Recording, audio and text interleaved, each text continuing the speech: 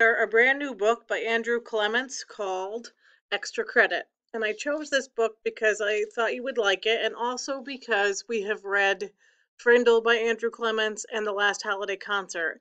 And I thought that we could have a conversation about the author's style of writing as we read this one. So, again, it's called Extra Credit, and the first chapter is called In the Hills Above Kabul.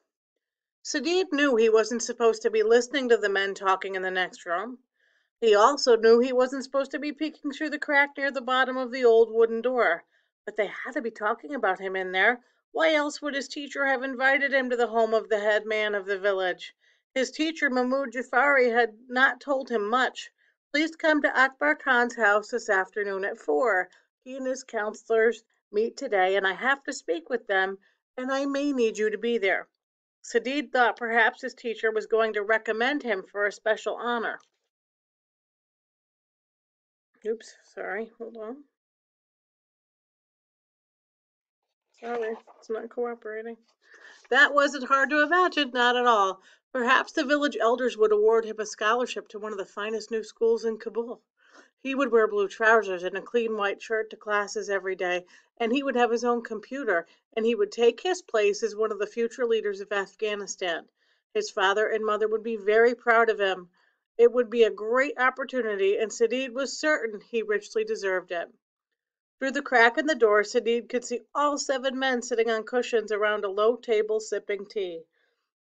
And you can see that the author has put in a picture of him listening to the conversation.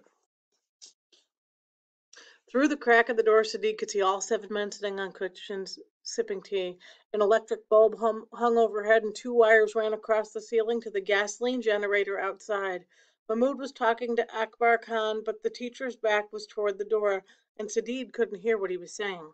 When the teacher finished, someone Sadid knew, Hassan Jaji, began to speak. Hassan stopped by his father's shop in the village bazaar at least once a week, and he sometimes stayed a while, telling stories about his time as a freedom fighter during the war with the Soviet Union. One day he had shown Sadid where a Russian grenade had hurt his right hand, and as the man spoke now, that was the hand he used to stroke his chin. "I'm only a simple man," Hassan said, "and I would never try to stop progress, but our traditions protect us, and they protect our children, and I believe that the school teacher has asked us to allow something that would not be proper." The eyes of the men turned back to Mahmoud. The teacher looked around the circle and cleared his throat, speaking more forcefully now, so that Sadid could hear every word he said. "What Hassan says about our traditions is certainly true." He paused, and Sadid saw him hold up a bright green envelope with 3 stamps on it, each one a small picture of an American flag. The front of the envelope was decorated with 2 pink butterfly stickers. The teacher said, "But it is also a tradition that we are a courteous people, and therefore one student from our village must answer this letter from the girl in America. And I believe it would be most courteous if our very best student writes back, the one student who is most skillful with the English language, and that one student is Sadid Bayat." A pang of disappointment cut through Sadid. His name had just been spoken in the ears of the most important men in this part of Panjshir province. And why? To be recommended for a great honor? No, to write a letter to a girl. Hassan stroked his chin again. He shook his head. "That letter is from an American girl, and should a boy and a girl be sharing their thoughts this way? No. Let one of the girls write back. A girl would be more proper." And outside the door, Sadid nodded and whispered, "Exactly." The teacher spoke up again. "To be sure, what Hassan says would be best, but the letter that goes back to America will represent our village and even our nation. And should we accept less than the very best writing, the best spelling and grammar? I know Sadid Bayat. You may know him too, the son of Zakir, the wheat merchant. He is a good boy, and his excellent writing will represent us well. His words will speak well of all the children of Afghanistan, and I feel sure that no harm will come of this. I feel sure that—" Abkar Khan held up a hand, and Mahmoud went silent. The head man said, "Have you told Sadid about this letter yet?" "No," said the teacher. "I came to ask for advice." Akbar nodded. "You did well to wait." That The head man looked around the circle. "I agreed that the finest student from our village must reply, And I also agree that it would be best if a girl from our school is the writer. Akbar turned to the teacher. Sadid has a sister, doesn't he? Yes, Mahmoud said. Amira, about 2 years younger. The head man smiled. Just so. Amira will write back to the girl in America, and the finest student from our village will watch over her and help her, doing what is needed to be sure that the writing is excellent. But only the girl will sign the letter, and therefore all will be proper. And of course, our teacher promises that nothing shameful will come of this. Looking Mahmoud full in the face, he said, Do you promise this? And Mahmoud nodded, I do.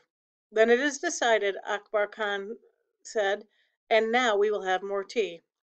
15 minutes later, when his teacher came out into the entry hall, Sadid was sitting on the long wooden bench with two men who had arrived to speak before the village elders.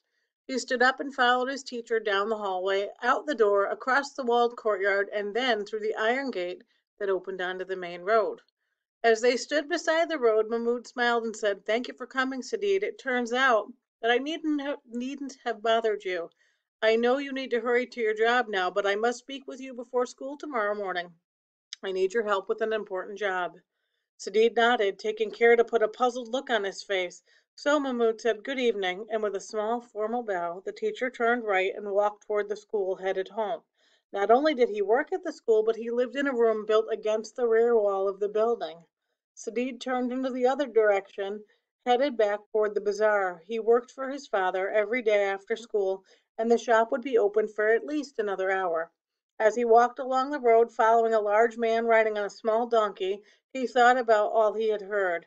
No great honors were heading his way. However, Akbar Khan himself had called him the finest student from our village, so that was good. And Sadid also thought about tomorrow, about he would have to pretend to be surprised when his teacher told him he must help Amira, just like he had pretended to be puzzled a few moments ago. But the only thing that actually puzzled Sadid was how his teacher could call writing a letter to a girl in America an important job, because that made no sense to him at all.